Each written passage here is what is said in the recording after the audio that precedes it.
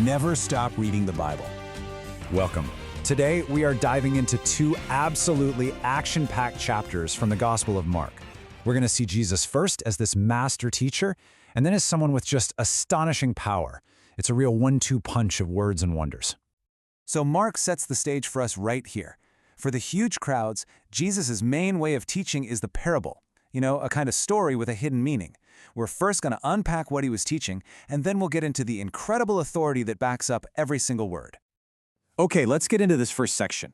In chapter 4, Jesus isn't really giving straightforward lectures. He's kind of speaking in code, using these everyday stories to hint at a much bigger, heavenly reality, the kingdom of God. And right away, Mark shows us something fascinating about how Jesus communicated. It was almost like a two-tiered strategy. For the general public, he'd offer up these intriguing, kind of mysterious stories. But then later, in private, he'd give his inner circle of disciples the decoder ring, explaining exactly what it all meant.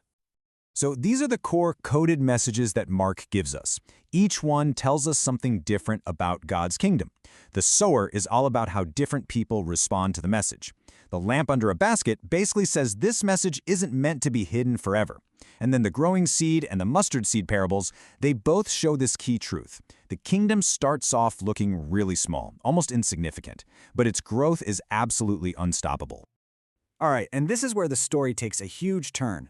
Mark has shown us Jesus the teacher. Now he's about to show us the incredible power behind those teachings.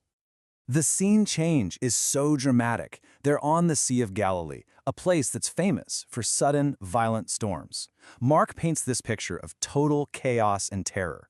I mean, these are experienced fishermen, and they're panicking because their boat is about to go under. They're in serious, life-threatening danger. And right in the middle of all this chaos, Jesus speaks. But get this, he doesn't talk to his disciples. He talks to the storm itself. Just a few words.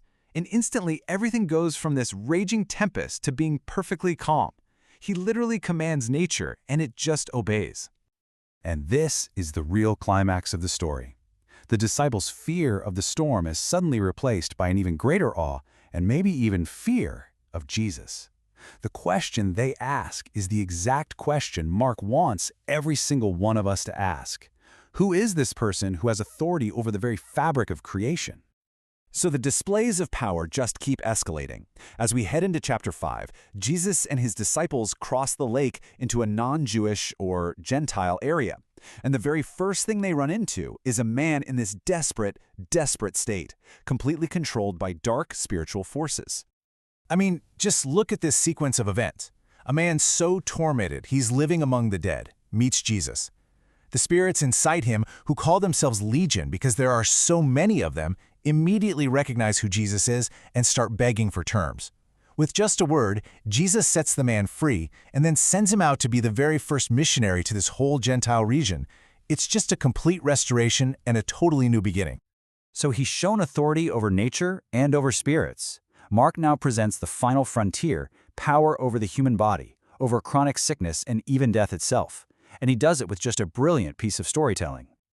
Mark weaves these two stories together so cleverly. It starts as a race against time for a dying girl, but it gets interrupted by a desperate woman who's been sick for 12 long years. And right at the moment hope is restored for the woman, it seems like all hope is lost for the little girl. The tension is just incredible. But this structure lets Mark show Jesus healing both a long-term condition with a simple touch and then reversing death itself with a command. So, what's the big picture here? Why does Mark stack these powerful events one after another so relentlessly?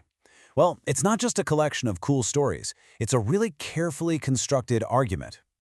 So here's the crucial point. Mark is showing, not just telling. He's proving that Jesus has complete authority over everything, the natural world, the spiritual realm, physical disease, and even death itself.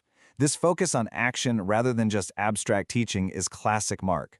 And by placing a huge miracle in Gentile territory, he's signaling that this power and this message are for everyone, not just for one group of people. And that really leaves us with a central question that just hangs over these two chapters. The parables were stories about a king and his kingdom. But the miracles, they are a direct demonstration of that king's actual power. Mark's account forces us to really think about what it means when the teacher of parables is also the master of reality. Thank you for joining us for this explainer. This was brought to you by the Center Studio.